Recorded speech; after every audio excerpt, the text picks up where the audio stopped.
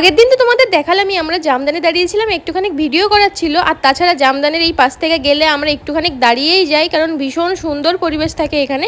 তো তারপর চলে আসলাম পণ্যদের বাড়ি, আর ওদের বাড়ি আসতেই অগি কাছে চলে আসলো আদর খেতে। যতক্ষণ না আদর করলাম কাজ ছাড়াই হলো না।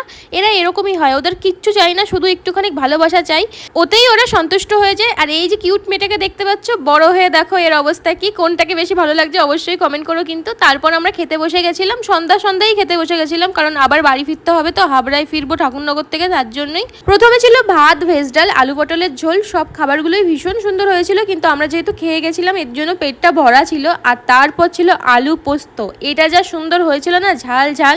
আলু পোস্তর পরে ছিল মটর পনির, এটার কথা আর কি বলবো, সব খাবারগুলোই ছিল ভীষণ সুন্দর। তো আমি বললাম আমাকে একটু পাঁপড় দে, আর ও আমাকে পাঁপড় দিল, দেখো মানে এক থালা ভর্তি করে, কিন্তু আমার পাঁপড় ভালোই লাগে। তারপর ছিল এত এত কাজু বাদাম দিয়ে চাটনি আর মিষ্টি, আর আমি যেহেতু মিষ্টি খাই না, বর একাই মিষ্টি খেলো।